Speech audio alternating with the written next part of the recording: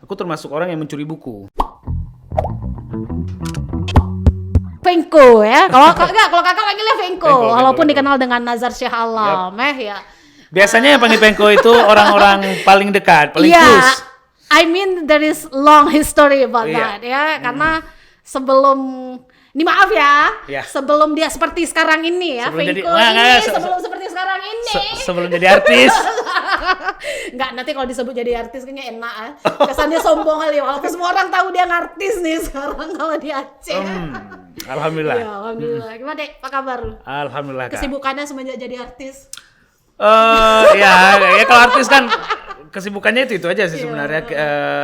Kalau kami di apa namanya industri musik itu pasti kesibukannya di tempat rekaman, bikin video klip, biasa. kemudian Film mungkin ya? film, bikin skenario segala macam kan. Tapi yang paling banyak kalau saat ini aku lebih sibuk tidur sih sebenarnya. Karena gini, biasanya seniman itu kan cari inspirasinya dengan tidur. Waktu bangun, ilhamnya dapat gitu. Iya, salah Atau satunya. nggak tidur sama sekali. Malamnya nggak tidur. Itulah. Mulai pagi udah tidur Bangun tuh. udah tidur. Ya inspirasinya. Memang orang kreatif itu Ya. juga dibilang kan kalau orang yang susah tidur malam itu kan cenderung kreatif. Kalau kita baca-baca dari hasil riset, penelitian, statement juga itu banyak dan itu memang dibuktikan kan. Iya. Oke, tapi hari ini kita nggak bahas tentang Nazar Syah Alam selaku seorang seniman. Yang akan Selaku kita seorang musisi. Kalau aku sih panggilnya seniman sih. Oke. Because lengkap lah ya, nyanyi bisa, main musik bisa. Acting oke, karena basicnya juga teater. Main film jangan nanya lagi. Kemudian sutradara, everyone know, ya. Dirimu nulis skrip juga, I know everything lah about you ya. Oke. Before everyone know about you, oke. Yap. Tapi yang banyak orang tidak tahu ya, makanya hari ini kakak mau bilangnya gini. Hari ini kita mau membahas sosok pegiat literasi berkedok seniman, yaitu Nazar Syah Alam. Oke. Jadi seolah-olah aja seniman itu. Seolah aja seniman. Sebenarnya kalau kakak lihat ya, kalau kita lihat perjalanan dirimu ya, sebenarnya dirimu kan pegiat literasi yang cukup aktif ya. Mungkin nggak banyak yang tahu bahwa sebenarnya jauh sebelum dia ngartis ya, dia menulis banyak cerpen ya, menulis Ya, banyak puisi, puisi. sastrawan juga. Kemudian yang terakhir juga baru mengeluarkan novel yang berjudul Orang Orang Tak Dalam. Dikenal. Orang Tak Dikenal. Sorry, Dalam. kakak dari tadi tuh Orang Dalam. Entah kenapa kayaknya Nah, terframe. aku tahu kenapa. Soalnya apa namanya nomor WhatsApp aku yang terakhir itu. Iya, ya Orang kan? Dalam. Oh iya, barusan. Udah punya nomor khusus nih. Oh, Jadi iya. terharu juga nih kasih ke Ya. Oke, Nazar, kayak susah ya kakak panggil Fengko aja ya. Ya, Karena Fengko memang aja. dari dulu ya, dari Dari dulu masih Fengko. di Lampohu itu ya. Iya, deketan Iya, kita di dulu. belakang Itu masih tetangga. Banyak cerita dan kisah sebenarnya yang memang hari ini kalau menurut kakak, kalau kita berbicara dunia literasi, dunia menulis, bahkan berbicara misal segala sesuatu yang berhubungan dengan perpustakaan, sebenarnya dirimu tuh orang yang sangat dekat dengan Perpustakaan. perpustakaan. Oke. Ya. Tahu nggak kenapa? Pasti pada nggak tahu ya. Ceritanya gini Kak. Dulu waktu aku mau sejarah dikit ya. Ya, oke. Jadi dulu waktu masih SD, aku termasuk orang yang mencuri buku. Dalam tanda kutip memang mencuri yang sebenarnya gitu. Mencuri yang sebenarnya. Mencuri yang sebenarnya. Kan ada gudang sekolah. Yap. Gudang sekolah itu tempat buku-buku bekas itu dibuang di sana. Ya, oke. Nah, aku nggak tahu kenapa kemudian aku jadi sangat suka baca.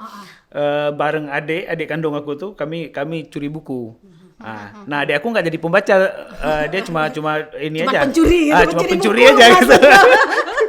Nah, aku mulai dari situ dan kemudian ketika ketahuan dari apa namanya ketahuan sama yang jaga itu penjaga sekolah kami itu juga seorang ustadz dan beliau bilang ya udah daripada curi-curi masuk ke pustaka aja gitu. Jadi pustaka itu memang nggak pernah dibuka sama sekali, dikunci mati memang. Dan mulai di situ aku mulai hobi baca. Kemudian SMP kayaknya aku satu-satunya yang jadi penghuni pustaka. Yang paling rajin lah. Iya, Perpus. iya. Oke. Kemudian di SMA juga kayak gitu. Oke. Karena tingkat literasi, tingkat minat baca di mungkin di tangan-tangan lah. Aku nggak bisa bilang di Aceh Barat Daya, tapi di kecamatan Ya, tapi tangan-tangan. overly Aceh we know lah ya. Itu minat baca sangat kurang. Iya. Kalau di SMA aku bisa bilang itu hanya ada 4 orang yang selalu ada di Di pustaka. perpustakaan ya. Itu ada dan aku salah satu di antara mereka. Di situ aku memang hobi baca. Aku baca Horizon udah di sekolah. Ya, Aku- oke. dan kemudian Ha. ke sini begitu sampai ke Banda Aceh aku menemukan tempatnya. Tempat yang baru ya, yang Kita maksudnya punya pustaka yang bebas, kita punya segala hal. ya, karena maksudnya kalau kita cerita dari daerah ke kota lah, Banda Aceh ini kan kota lah Iya. di Aceh ya. Iya. Jadi banyak melihat tempat-tempat baru yang memang Dan waktu itu kan ada tempat penyewaan novel. novel ya banyak. Kakak kan teringat kali tuh dari SD sampai SMP tuh cukup banyak Yep. TB Lauri. Iya. Kalau di aku Yang di itu Darussalam, langganan yang- tetap gitu. Habis itu kakak kalau ingat Nazar dulu kan pernah cerita gitu. Kalau dulu paling suka ke perpustakaan pasti bongkar buku bahasa Indonesia yang hijau. Ya. Pasti bahasa cerita. Ya. You know we have do the same thing. Kakak juga suka itu. Oh, Jadi gitu makanya ya? pas Nazar cerita itu, aku juga melakukan hal yang sama ya. Nah kalau misalnya matematika, Matematika. yang ada soal bercerita itu, Betul. fokusnya ke cerita kan? Habis itu kayak kalau dulu buku bahasa Indonesia yang hijau itu Ah, punya ya. Kemendikbud Ya, ya, ya, itu kan banyak sekali cerita-cerita legenda ya. yang kita nggak lihat pertanyaan, yang kita baca cerita-cerita itu Aku ya. suka Jogja justru dari Ya. baca buku PPKN, buku cerita-cerita Oke, PPKN gitu. oke. Jadi punya cita-cita ke Jogja dulu, jadi punya itu dari bacaan semua. bacaan. Dan hampir nggak dari tontonan karena kan di kampung kita jarang TV, Kak. Nah, sampai di Banda Aceh aku justru yang masuk kuliah pertama di Banda Aceh itu aku ada Iya, perpustakaan. ilmu perpustakaan. Ya, S1 ya waktu S1, ya. APK.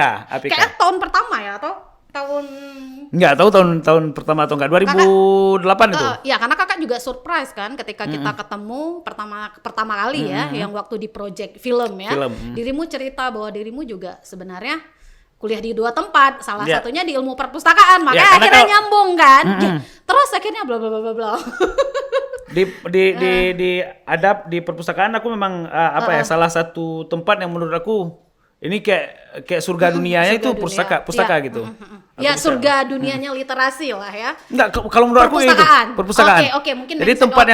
yang paling aku senangi itu adalah tempat yang ada bukunya. Ya, oke. Gitu. Jadi aku bisa ke toko buku bisa lama, kemudian aku bisa ke perpustakaan itu sampai lupa pulang. Oke. Nah, kalau di rumah kami itu bukunya itu sampai 2 lemari dan aku taruhnya di kamar. Nah, yang jadi Kamar pertanyaan pribadi. ini menggelitik sebenarnya. Walaupun kakak sebenarnya sudah tahu ya behind the story ya. Kenapa akhirnya memutuskan tidak menyelesaikan di ilmu perpustakaan, malah pindah ke maksudnya menyelesaikan di sastra Indonesia, maksudnya di FKIP, Di FKIP Bahasa dan Sastra Indonesia. Yang pertama karena miskin. Iya. Itu aja. Karena miskin. Jadi miskin. Miskin duit. Ya. Miskin duit.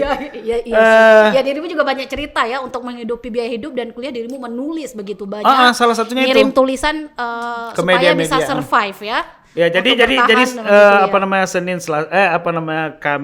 Selasa Selasa, itu ngutang. Utang. Kemudian Rabu kan udah cair Udah tuh di cair harian duit Aceh. Di harian Aceh. Oke. Nah, kemudian aku kan nulis tiap hari tuh. Tiap hari, oke. Tiap hari nulis. Itu memang nulis cerpen? Enggak. Atau jadi Everything. oke. Nah. Termasuk wartawan juga dong berarti? Enggak Kecuali juga. itu. Oh, kecuali itu. Ah. Berarti nulis segala jenis tulisan. Sampai Oke. esai, opini, segala macam. Kecuali itu Berita. ya, berita ya. Oke. Iyalah. Ya, karena aku nggak mau tahu urusan Iya, orang iya, sebenarnya. iya, iya. Jadi dulu memang karena ya faktor ekonomi juga. Ya. Karena kan tahun 2008 itu aku masuk kuliah itu pada tahun yang sama ayahku meninggal gitu. Jadi ayah meninggal baru masuk kuliah, kemudian lolos di adab. Begitu ada pengumuman lanjutan ternyata lolos juga di Bahasa Indonesia. Nah, saya telepon ke orang tua, pilih mana nih? Pilih yang terbaik gitu. Ya udah, cita-cita aku dari kecil kan jadi guru. Jadi guru. Iya sih, sebenarnya juga kalau dulu juga memang kalau jadi guru tuh sesuatu kali ya, mulia. Ya maksudnya mindset kita pada waktu itu, di samping mungkin memang jurusan bahasa dan sastra Indonesia juga sangat erat dengan dunia literasi seperti yang kita suka ya, baca, tulis. Nah, pas sampai di bahasa Indonesia aku justru ketemu dengan literasi itu. Ketemu dengan nulis, ketemu dengan teater, ketemu dengan segala macam lah. Dan ketemu dengan bacaan paling banyak di situ.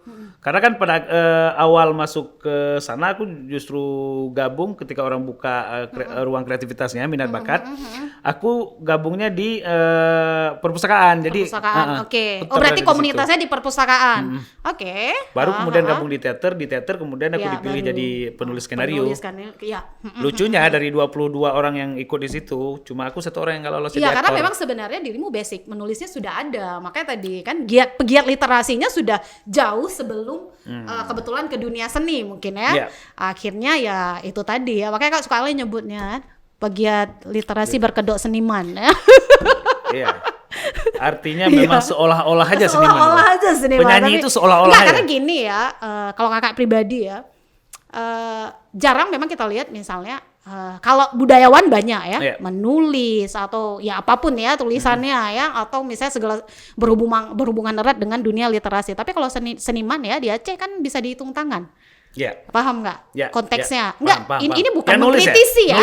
Nulis. Kemudian aktif di dunia literasi. Karena gini, sekarang banyak orang selalu mengeluarkan statement bahwa aku pegiat literasi, aktivis literasi. Tapi sebenarnya kita tahu gitu. Bisa bikin statementnya agak sedikit sensitif ya.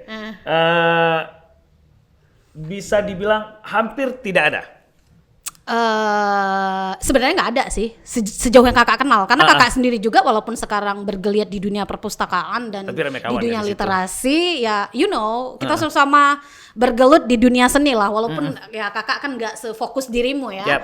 Tapi ya kita tahu lingkungan kita tahu orang-orang kita yang ada di Aceh ya, yang bisa kita petakan ya, memang kan nggak ada ya, atau Kakak aja kurang. Maksudnya kalau untuk yang serius ini.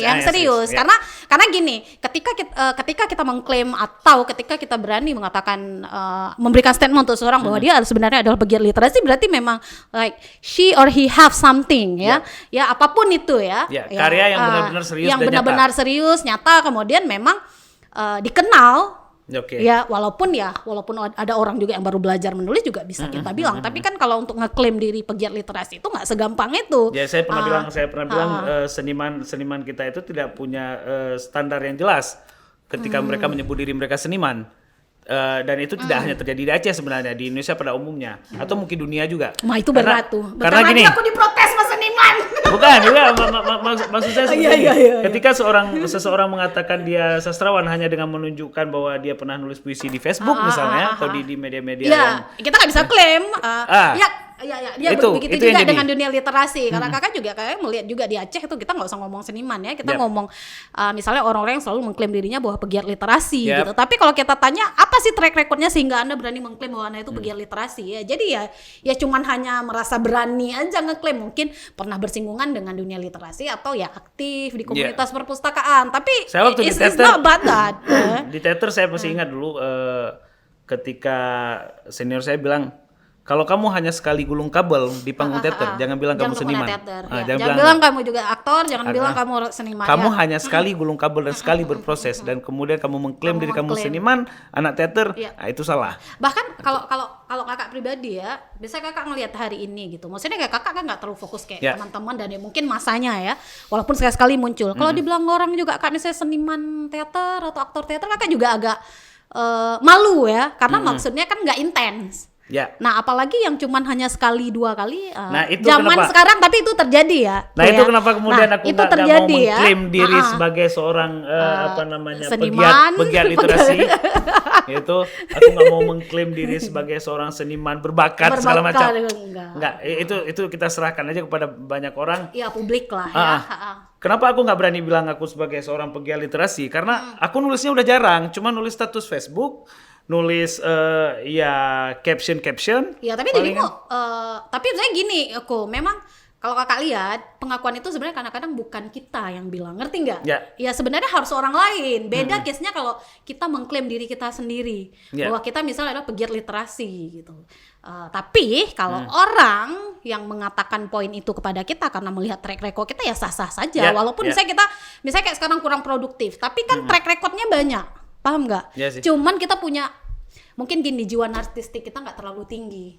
Paham nggak? Di bagian itu. Di bagian itu maksudnya kalau mentang-mentang pernah misalnya gini ya, kalau kakak ngomong aja sih, kalau kakak dibilang orang teater, aktor teater, kakak sekarang maksudnya nggak berani juga terlalu, walaupun bisa tetap misalnya adik-adik atau teman-teman itu bilang Kak Jekra itu kan seniman teater, Kak Jekra itu kan aktris, maksudnya aktor gitu, tapi ya I'm still like kayaknya udah nggak cocok gitu. Tapi ya orang yang ngasih label karena orang tahu misalnya perjalanan karir kita seperti apa. Nah begitu juga kalau kakak melihat Fengko ya, makanya kalau melihat dari segi seniman, kakak malahan kurang suka menyebut Fengko sebagai seorang seniman. Kakak lebih suka menyebut Fengko itu adalah seorang pegiat literasi yang memang banyak orang nggak tahu. Kalau cerita hari ini cerita Nazar Shah Alam ya, cerita Apache, sekarang kelola Studiosa official ya, ngelahirin banyak artis ya. Kakak rasa semua orang tahu itu, tapi nggak semua orang know who the real you are. Paham nggak gitu? Dan kakak salah satu yang tahu banyak. I know a lot. Sangat banyak. Iya, maksudnya banyak karena memang dari sebelum dirimu melangkahkan kaki ke dunia entertain lah kan, kita banyak sharing juga. Makanya kalau ngomong tuh kan nyambung. Ada hal yang kita lakukan sama. Nah, ini yang jadi poin. Yang sampai sekarang tuh menurut kakak bikin kakak penasaran. Kenapa akhirnya memutuskan tadi udah. Kenapa akhirnya ketika bertahan di bahasa Indonesia, kemudian mampu menyelesaikan studi, pernah nggak punya perasaan bahwa kecewa gitu nggak menyelesaikan di dunia perpustakaan? Sebenarnya kan sosok Nazar ini kalau menurut kakak sangat dibutuhkan ya kalau di dunia perpustakaan ya. Aku pustakawan banget sebenarnya. Iya, jiwanya gitu. Iya, maksudnya kalau ditanya sama kakak, idealnya pustakawan tuh sebenarnya kayak dirimu. Mungkin kakak pun nggak bisa kakak klaim kayak setengah dirimu ya, karena kan yang dipahami orang pustakawan itu mampu mengelola informasi. Kemudian memang ya kalau kita dilihat di luar, pustakawan itu memang gila, suka baca, kemudian menulis kenceng gitu. Sekarang ya bisa kita hitung kan, maksudnya di dunia kami pun nggak. Bagi kakak ya, kakak belum nemu sosok itu walaupun itu kakak, ngerti nggak gitu. Jadi kayak Nazarnya sebenarnya pustakawan yang komplit ya. Mestinya. Dari banyak segi. Habis itu pustakawan itu juga sebenarnya dituntut kreatif. Nah jadi kakak sempat berpikir kayak ini anak ini sebenarnya kalau selesai di S1 kemudian kita nggak pernah tahu dapat beasiswa S2, mungkin kalau jadi dosen di ilmu perpustakaan mungkin akan sangat banyak membantu ya untuk melahirkan pustakawan-pustakawan yang kece ya di Aceh ya. Tapi kenapa ya gitu? Kenapa ya? Jadi kayak sempat selalu bertanya kenapa ya gitu. Aku pernah pikir kayak di pertengahan kuliah atau mungkin di semester ketika ambil keputusan untuk pindah juga berat nih. Kemudian you told me the story. Ya pernah terpikir kenapa nggak di situ aja atau kenapa nggak balik misalnya. Itu tetap karena kan balik lagi ke cerita bahwa aku paling dekat dengan yang namanya pustaka gitu. Nah meskipun kuliahnya di Unsia, aku paling sering ke pustaka UIN. Kenapa? Bukankah perpustakaan Unsia itu lebih bagus? Nggak tahu, punya banyak teman kan. Aku punya banyak karena teman mungkin dasarnya pernah diadap. Jadi hubungan aku dengan UIN paling dekat memang sama anak teater apalagi misalnya. Iya. Maksudnya sesama mahasiswa ya. Sesama mahasiswa aku paling dekat dengan partai-partai di pustaka juga di gitu. Perpus, okay. Nah, sempat terpikir kenapa nggak di sini aja? Kenapa harus ke sana? Tapi kan rule-nya itu sama gitu. Iya. Maksudnya kita hanya bisa berencana, ya takdir tetap yang ini ya. Iya, aku yang pikir juga kita kemana gitu. Aku pikir juga toh aku bisa ke pustaka manapun, toh aku bisa menulis kapanpun, kemudian memberikan pengaruh yang baik kepada banyak orang dalam waktu kapanpun. Kupikir, jadi ya udahlah. Sama dengan ketika menyelesaikan kuliah di S1 Pendidikan Bahasa dan Sastra Indonesia, idealnya aku menjadi seorang guru, kemudian aku tidak mau lagi menjadi seorang guru. Jadi sekarang ngapain selain jadi seniman? Tapi katanya ngajar. Iya, ngajar juga. Ngajar apa? Ngajar bahasa. Ngajar Indonesia. puisi, Oh, ngajar ngajar puisi. puisi. Ya, Ya. still lah, ngajar sastra. Karena kalau untuk pendidikan secara umumnya aku justru udah apa ya? Udah Udah nyerah gitu. pesimistis lah dengan pendidikan Indonesia. Selama masih berpatokan pada angka-angka kan itu nggak akan berkembang. Ya kita berdoa yang terbaik aja ya, karena kalau ngomong itu juga berat ya, karena banyak hal sebenarnya yang Itu bisa kita bahas ya. Iya, materi paling berat memang. Mungkin harus ada sesi khusus ya yang mengupas tentang itu. Ya kakak sendiri juga hari ini kalau lihat buku, ya buku anak juga kurang berat, ya kadang-kadang suka ngamuk sendiri sebenarnya gitu. Maksudnya ya tapi kita juga mau kritisi kurikulum ya, kita juga bukan orang yang bikin kurikulum. Paham nggak? Iya. Iya kan, jadi ya Nanti ada anak-anak sekarang bilang nih, parti-parti CBSA CBSA pindah. Nggak tahu orang tua kalau kita bilang partai CBSA. Nggak tahu. Jadi ya aku pikir hari ini kita masih di jalan yang sama lah, rule-nya masih sama. Aku tetap kalaupun di musik masih tetap menganut paham bahwa kita perlu lirik-lirik yang bagus. Betul. Makanya di beberapa lagu tertentu itu kan masalah politik aja sih sebenarnya. Iya, politik, habis itu pengalaman di kampus. Sebenarnya kalau kakak pelajari lirik-lirik lagumu sangat erat dengan kehidupan ya, permahasiswaan. Nah orang mungkin akan mengatakan misalnya kayak lagu Mona itu kan nggak sastra banget. Nggak sastra banget. Ya, mereka lupa bahwa sastra itu tidak hanya puisi. Puisi ya. Ya, kita juga punya prosa, kita juga punya segala hal, roman. Dan kalau kita ngomong sastra juga, orang yang menulis dalam bentuk apapun juga bisa menulis apa aja. Ya. Ya kan? Dan kita bisa nulis sastra dalam keadaan apapun. Cerita kan nggak harus puitis-puitis gitu. Kan nggak usah harus juga bahasanya nggak dipahami ya. Ya mungkin caranya beda-beda ya. Mungkin ada sastrawan yang memang sangat senang menggunakan bahasa sastra yang tinggi. Ada yang memang ya lebih senang yang berbunga-bunga, yang berbunga-bunga atau yang simple-simple yang mudah dipahami dan didengar oleh banyak. Itu kan masalah karakter aja sih. Nah, ini gini. Ini kan sekarang udah dunia seni nih. Apa yang dilakukan untuk misalnya mempromosikan gerakan literasi ya mungkin ke adik-adik bimbingan ya di komunitas studio official atau di dunia musik. Saya mewajibkan semua anak studio saya itu untuk membaca. Itu kewajiban. Kemudian setiap ada yang datang bertanya, "Abang dari mana nih ide bikin lagu A, lagu B?" Oke. Saya kemudian memberikan ke mereka, saya dapatnya di sini misalnya. Kayak lagu Timbang Rindu misalnya. Saya dapatnya justru dari Barzanji. Dari Laulal Hawalam Turik Dam Analat Tolali itu. Jika bukan karena cinta, takkan kau tangisi puing rumahnya. Nah, saya kemudian bikin ke sana. Atau lagu Pakonnya Iwang. Lagu Pakonnya Iwang itu kan dari karya Khalil Gibran. Ya, gitu. Khalil Gibran. Nah, kemudian lagu Tumamong yang terakhir viral di TikTok itu. Tumamong itu berasal dari Laila Majnun, cuman kita olah. Ya. Mungkin bahasanya dimudahkan. Story-nya dibikin lebih kita lebih adopsi ke kearifan konteks lokal. Gitu. Oke. Nah, jadi saya selalu bilang ke anak-anak di studio saya, kalian perbanyak membaca untuk lebih cerdas. Jadi saya ketika saya ngomong sesuatu kalian bisa paham gitu. Ya, sebenarnya memang betul ya. Karena kalau Kak lihat sebenarnya ketika kita di dunia seni, kalau kita kajian literasi kita kurang, itu kelihatan kali kita pincang. Ngerti nggak? Iya. Ya, karena kalau hari ini ngomong seni ya, misal kalau di teater, naskah itu kan perlu didalami, walaupun ya mulai dari penulis ya, menulis naskah itu juga dia perlu ide. Kemudian aktor ketika baca naskah juga dia harus mendalami, terlepas dari misalnya dia harus menghafal dialog, iya kan, pemeranan itu. Nah itu kan secara nggak langsung kita bilang kita harus membaca. Sutradara dia juga harus memahami isi naskah. Oke, berarti memang anak-anak di studio saya itu dituntut untuk mau membaca ya? Ya, diwajibkan. Ya, diwajibkan. Walaupun nanti eksekusinya terserah mereka ya. Iya, di rumah. Sebenarnya ini ya, kalau kita ngomong minat baca nih ya, itulah mungkin orang udah sering dengar ya istilah-istilah mengembangkan minat baca, memupuk minat baca, membina minat baca.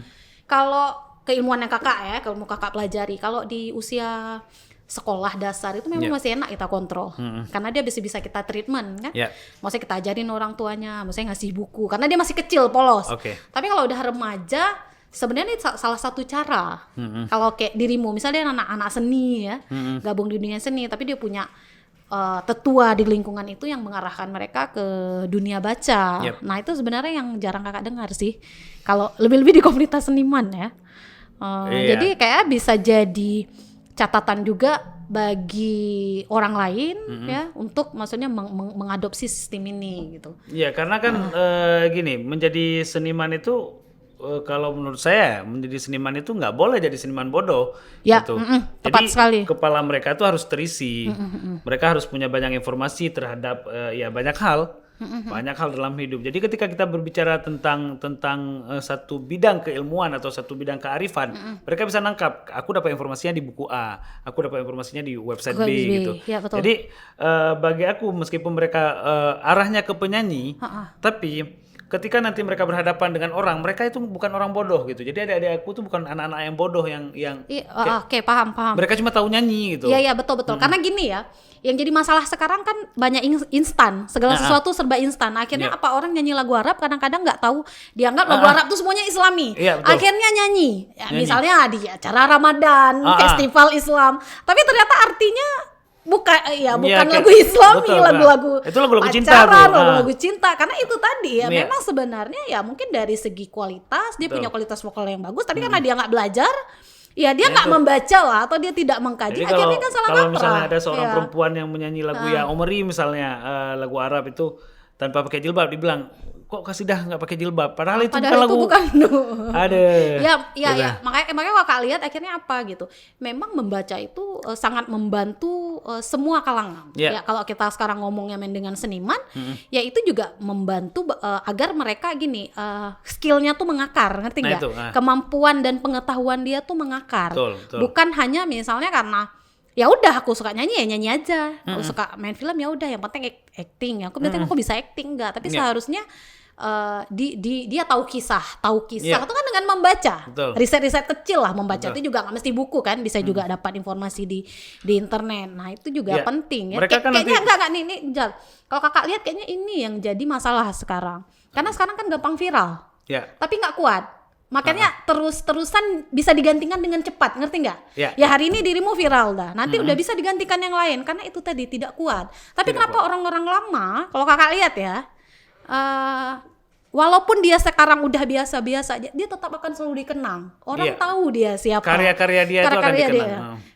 Karena dia belajar memang mengakar. Ya, akarnya kuat mengkaji dan- dengan kuat. Habis itu dia juga belajar bukan hanya karena ya udah mau tenar, ngerti nggak? Ya bener nggak? Jadi orang-orang dulu kan nggak cuma ngandelin bakat, Kak. Ya. Ya, maksudnya saya banyak lihat. Mungkin saya generasi 80-an akhir lah, yang lahir 80-an akhir dan bisa melihat proses ini gitu.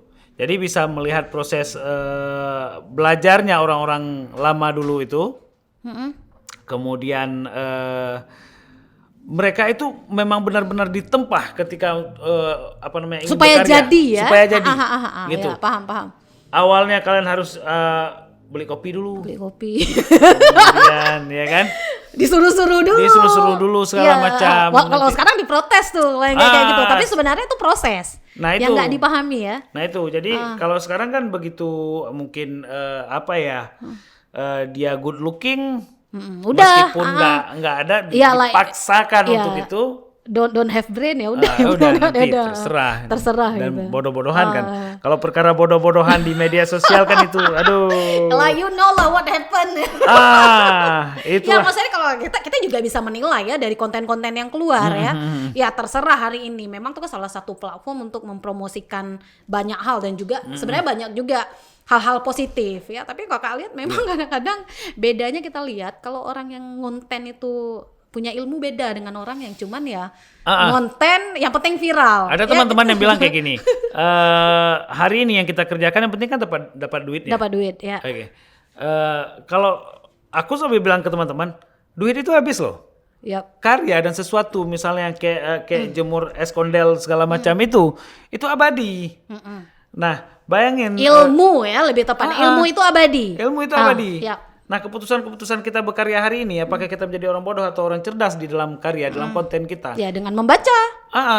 Dan, ya kan? dan itu akan Mengkaji, abadi. Orang-orang ya. akan lihat sepanjang masa. Membaca, mengkaji. Ya, nanti bentuknya bisa jadi ya keluarin karya, mau nulis, mau acting, mau Aku apa, pikir, musik ya. Karya-karya juga karya-karya yang bagus itu akan tetap diterima. Tapi memang kita bisa menilai ya, orang-orang yang sukses tuh yang punya kualitas yang bagus sebenarnya kita tahu hidup dia tuh nggak jauh-jauh dari dunia literasi. Ya.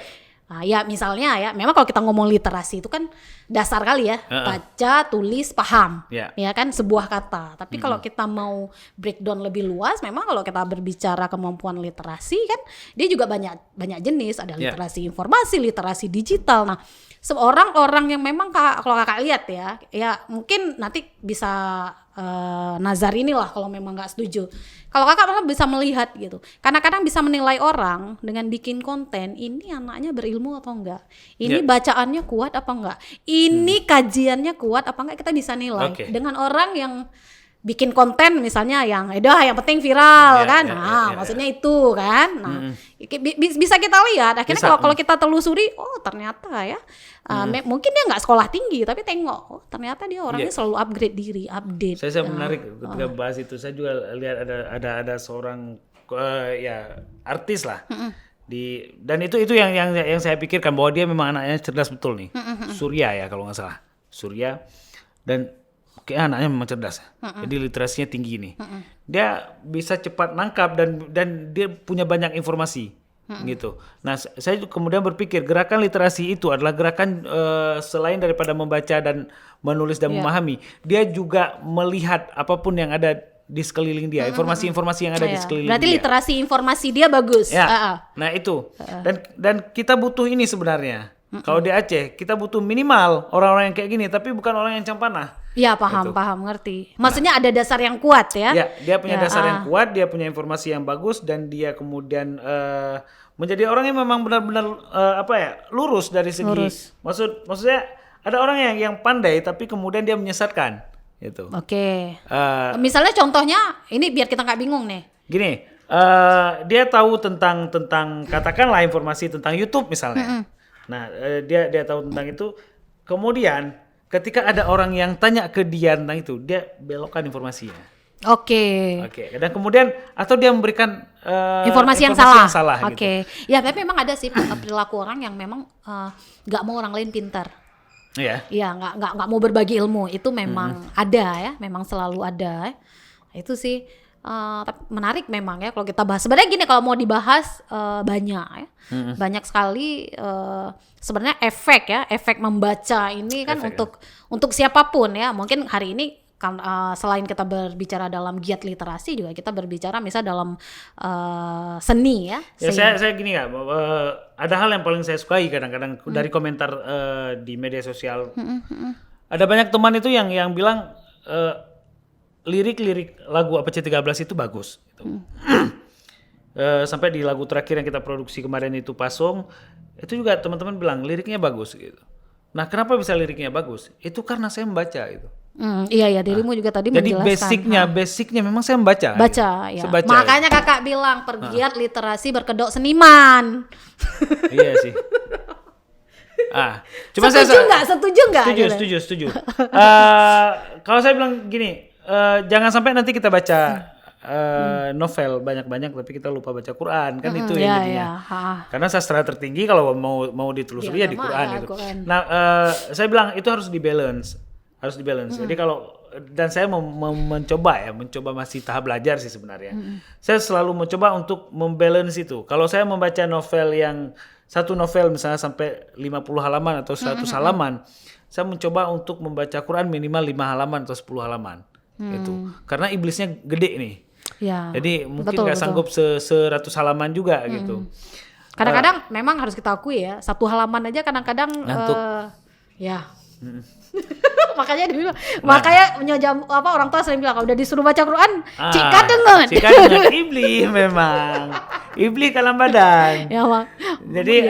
Jadi saya mencoba membiasakan itu meskipun ada beberapa kali juga kecolongan kan, namanya juga sedang belajar untuk membiasakan itu. Jadi kalau membaca informasi apapun, aku pikir meskipun hari ini ada banyak informasi yang kita lihat secara visual ya. Tapi beda ya, betul. Yang melekat di kepala itu beda. Memang gini, kalau visual tuh cepat ditangkap, tapi hal yang kita baca ya, yang informasi yang kita cari misalnya dalam bentuk tulisan yang kita baca, terserah itu buku atau apa, dia biasanya mungkin kita nggak mampu mengingat semuanya, tapi ada poin yang memang kita dapat dari hasil bacaan itu yang akan kita selalu ingat. Iya kan, benar kan? Sama beda baca buku dengan baca online. Baca online, ya kan? Kayak kita kalau cium bau buku itu kayak beda. Lekat di kepala. Ya, riset pun mengatakan kenapa buku itu tidak akan pernah bisa digantikan ya karena itu perasaan menyentuh, bau ya.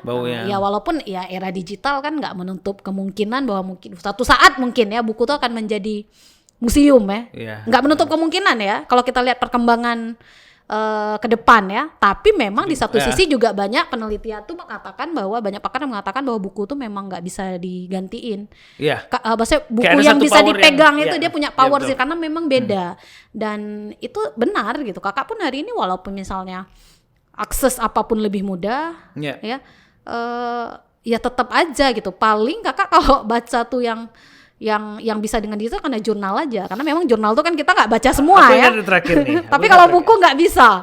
Terakhir kan ada aku pengen baca Laila Majnun lah. Waktu garap lagunya si Iwang Tumambong itu. Pengen baca Laila Majnun dulu lah. Gimana prosesnya segala macam. Aku kan udah lupa udah lama nih. Kakak ada bukunya? Jadi download lah. Download. Karena ada free ya, mungkin e-book. Kan buka. Aduh, nggak nikmat. Nyaman gitu ya. Udah. Habis itu aku telepon si Mamin. Jadi mana bukunya? Kan bukunya sama Abang ya, ternyata memang masih ada di rumah. Kita buka buku itu dan itu baru dapat feel-nya. Karena memang ketika menyentuh tuh beda ya. Habis itu ya ketika dibawa, walaupun kemudahan yang digital itu juga memang harus kita akui kan. Satu file itu bisa muat beribu-ribu buku misal. Tapi memang kenikmatannya beda gitu. Beda. Dan poin pentingnya bahwa dengan membaca ya, memang pengetahuan kita beda. Tolak ukur kita memang beda. Habis itu kalau orang update informasi, senang baca. Pandai ngomong tapi kurang baca. Nampak? Ya, setuju. Jadi kalau misalnya dia dia balance antara baca dengan dia ngobrol pandai juga bicara, retorikanya bagus.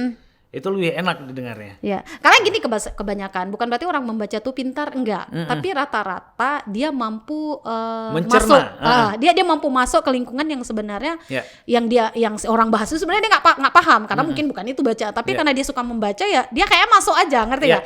Habis itu dia nangkepnya cepet, mencerna itu tadi ya. Nah itu yang memang yang membedakan ketika orang senang membaca dengan enggak. Ya kalau pengalaman kakak ya, tapi ya mungkin sekarang kan juga perubahan kan besar ya. Mungkin ada temuan-temuan yang lain yang membahas. Kalau sekarang kan anak sekarang baca caption aja malas. Padahal di caption tuh kita udah bikin misalnya judul lagunya ini kemudian yang nyanyi ini di akun ini. Ya malahan hanya diambil yang kutipan besarnya, ngerti nggak? Abis itu dia tanya di komen, dia bilang, "Bang, judulnya apa?" Karena aku udah tulis. Udah tulis judulnya ini, penyanyinya ini di YouTube ini. Jadi sebenarnya masalah ya ketika maksudnya gini, ketika semakin kendor dan lemahnya minat baca kita tuh jadi masalah. Kalau kakak sih sebenarnya sekarang lebih berpikir bahwa ya terserah, baca apa aja oke, mau media apa aja oke, yang penting mau baca karena memang di situ ilmunya, suka nggak suka. Habis itu kalau kita kayak berita, walaupun berita nanti filter lagi kan, nggak semua berita betul kan. Tapi kalau hari kita nggak membaca sehari aja kan sebenarnya nggak akan update apa yang terjadi hari ini. Ya betul. Kan simple. Makanya orang tua dulu, walaupun buku dibilang langka, nggak punya banyak buku, tapi mereka selalu baca koran. Iya betul. Iya kan, makanya kalau orang tua kita tuh coba kayak multi talent kali kalau masalah pengetahuan. Masalah politik mereka paham dengan baik, walaupun makanya ada istilah cang panah kan. Aku baru mungkin anak-anak sekarang jarang mendengar atau mungkin juga sempat menonton yang namanya Balukia misalnya. Cerita-cerita Balukia, cerita-cerita Nabi itu kan dari bacaan. Baca di kitab. Di kitab, ya. Jadi memang apa ya? Sebenarnya kita udah tinggi literasinya kan dari dulu kan.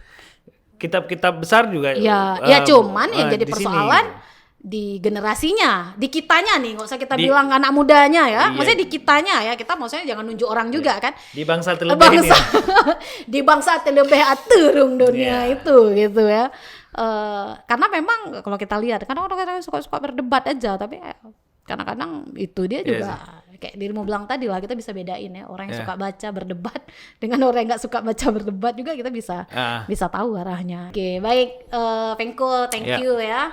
Si pegiat literasi berkedok seniman kita hari ini ya, berbagi banyak cerita ya bahwa sebenarnya ya kalau mau sukses dalam bidang apa aja ya memang pengetahuan kita harus kuat. Pengetahuan kuat itu dengan cara misalnya membaca. Ya. Tanda dari malam hingga fajar. Jika video ini bermanfaat untuk Anda, silahkan subscribe, like, dan nyalakan loncengnya. Kepada alam, kepada cinta dan kebencian,